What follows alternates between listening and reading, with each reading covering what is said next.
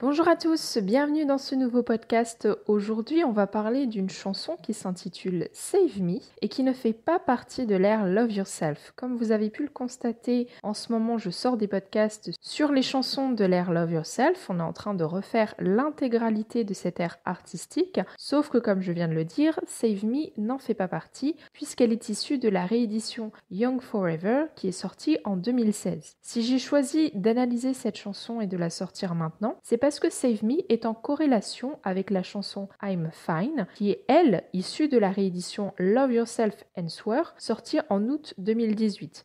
En fait, Save Me est la première partie et I'm Fine est la deuxième partie. Donc avant de proposer l'analyse de I'm Fine, je me suis dit qu'il serait intéressant de sortir celle de Save Me. Donc nous allons voir à travers ce podcast quel est le message de cette chanson et comment il est intéressant de l'observer à travers le prisme de l'ère Love Yourself.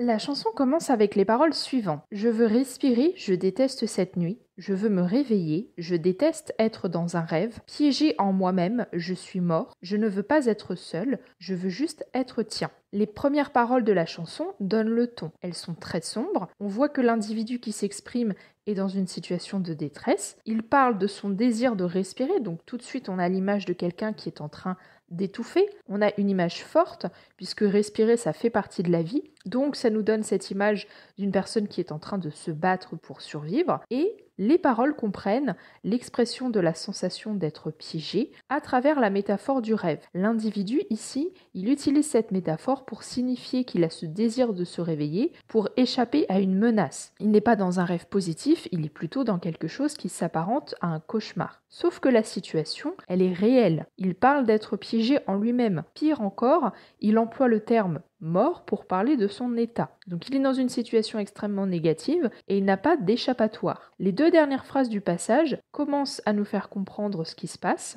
Ici, on a un individu qui est en crise vis-à-vis de lui-même. Il n'arrive pas à être autosuffisant. Il a besoin de l'autre, mais de façon extrême, puisqu'il dit « je ne veux pas être seul, je veux juste être tien ». Donc à travers ces phrases, il nie sa propre identité. Tout ce qui est dit ici, c'est que la relation à l'autre, elle sert à combler le sentiment de solitude dans lequel il se trouve. Donc on voit qu'il a besoin de l'autre, mais pour les mauvaises raisons. Pourquoi fait-il si sombre dans cet endroit sans toi? C'est dangereux, mon moi ravagé. S'il te plaît, sauve-moi, même si je n'arrive pas à me maîtriser. Il parle ensuite d'obscurité pour désigner sa solitude.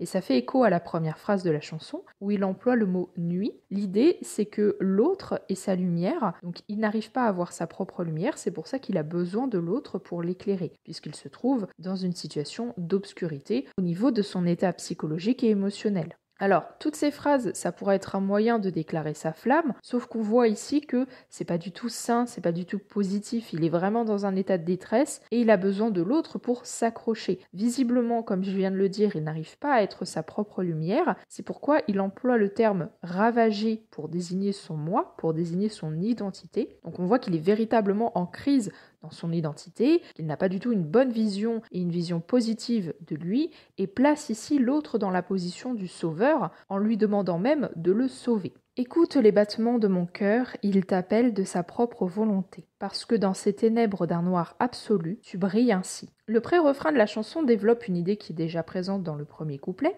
à savoir que la lumière dans la vie de cet individu qui s'exprime et qui est en souffrance, c'est l'autre. Donc, encore une fois, ça pourrait être une déclaration d'amour touchante, de dire à l'autre qu'il est la lumière de sa vie, sauf que comme cet individu n'est pas du tout dans une position saine, ça nous donne les bases d'une relation qui n'est pas saine également. Avec ce premier couplet et ce pré-refrain, on a donc la description d'un individu que je qualifierais de dépendant affectif, c'est-à-dire un individu en souffrance, en crise dans sa propre identité, qui ne supporte pas d'être face à lui-même et qui a donc besoin de l'autre, mais un besoin qui n'est pas sain. Et le refrain accentue le caractère toxique de cette relation. S'il te plaît, tends ta main vers moi et sauve-moi, sauve-moi. J'ai besoin de ton amour avant de tomber.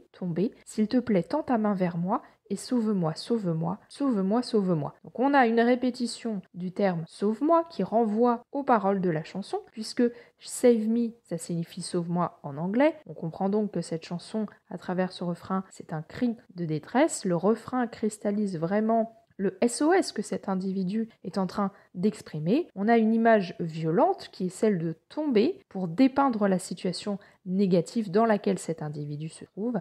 Il est sur le point de tomber, une image forte qui place encore l'autre comme son sauveur, le sauveur qui va l'empêcher de mourir. Le deuxième couplet commence ainsi. La lune brille encore plus aujourd'hui, l'espace vide dans ma mémoire, le fou qui m'a avalé, s'il te plaît, sauve-moi ce soir qui me sauvera de ma folie puérile. Ici, on a une référence à la lune et cette référence à la lune dans ce passage est à mettre en lien avec le mot lunatique qui est présent en anglais dans les paroles originales. Alors si on regarde la signification de ce terme anglais, il est issu du latin lunaticus qui signifie dans la lune et en anglais lunatique est un terme employé pour désigner une personne qui est perçue comme mentalement défaillante, dangereuse, folle. Donc c'est un terme extrêmement péjoratif. Ici, BTS fait référence à la racine étymologique du mot en parlant de la lune, plus en employant le terme anglais lunatique, et dire que la lune ici brille encore plus, c'est une façon d'insister sur la folie de cet individu qui s'exprime. Il se considère comme quelqu'un avec des problèmes mentaux,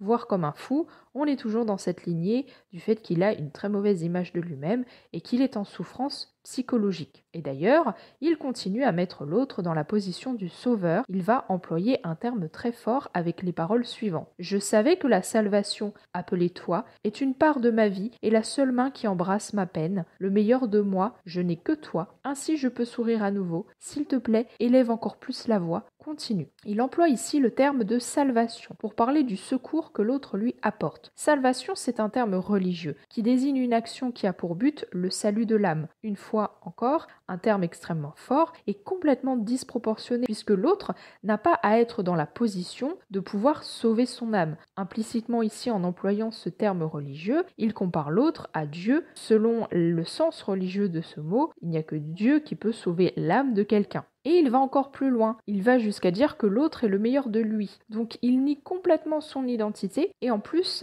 il l'associe à l'autre. L'autre n'est pas lui, l'autre ne fait pas partie de son identité et de son essence.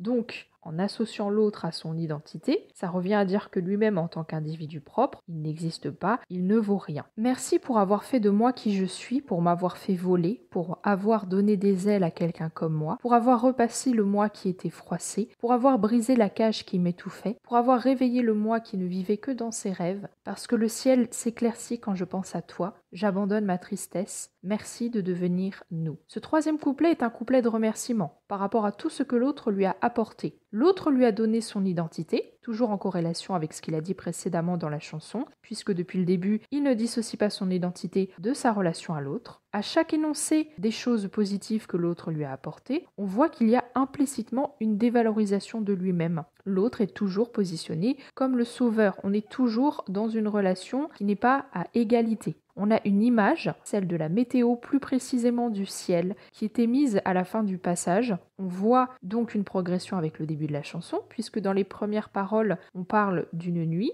et ici, on parle d'un ciel qui s'éclaircit. Donc on a de la luminosité qui apparaît à travers cette métaphore, et elle permet de donner une indication sur l'état émotionnel de l'autre. Il y a une progression positive, symbolisée par la phrase « j'abandonne ma tristesse », donc toujours dans cette idée que l'autre apporte de la lumière, ce qui permet au ciel de s'éclaircir, et il abandonne sa tristesse au fur et à mesure qu'il est dans la lumière grâce à la présence de l'autre. On comprend aussi pourquoi il a tellement besoin de l'autre, puisque sans l'autre, il est dans un état de tristesse. Lorsqu'il est avec l'autre, il passe de cet état négatif à un état plus positif. Donc forcément, on comprend que pour avoir un état émotionnel positif constant, il a besoin de l'autre. La dernière phrase de ce passage, elle renvoie encore une fois à l'identité avec la notion de nous. Merci de devenir nous. Cette phrase, elle exprime encore une fois le fait que l'individu ne se voit pas comme quelqu'un d'autonome et d'autosuffisant. Son identité ne passe qu'à travers sa relation à l'autre. Il ne peut exister qu'à travers le nous. En conclusion, cette chanson, qui est de prime abord une chanson d'amour, est au final une chanson avec un message très inquiétant. L'individu qui s'exprime ici est en détresse dans sa relation avec soi, considère l'autre comme son sauveur. Ainsi, on se demande comment est-ce possible de poser les bases d'une relation équilibrée dans ces circonstances. Ici, on finit par nous décrire une relation qui n'est pas du tout équilibrée, qui est même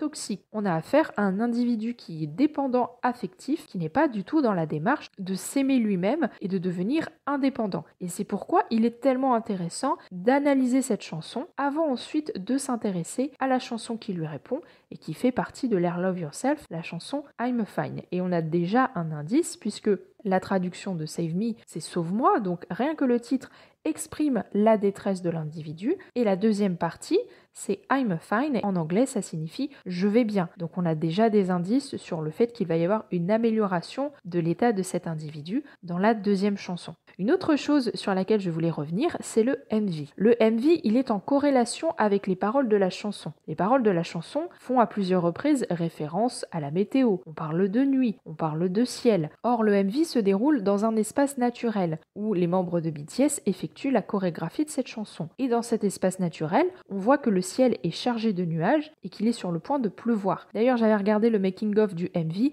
et effectivement, le making-of montre bien à quel point ça a été hyper difficile de tourner la chorégraphie, de tourner le MV à cause du temps pour BTS et leur équipe technique parce qu'ils ont été interrompus à plusieurs reprises par le vent et la pluie. Mais le choix de ce décor compliqué n'est pas là par hasard puisque le décor il permet de symboliser et d'exprimer visuellement l'état émotionnel négatif de l'individu qui s'exprime à travers cette chanson. Et d'ailleurs, à la fin du MV, les membres de BTS sont littéralement à terre, la tête baissée, dans une position corporelle qui symbolise le désespoir.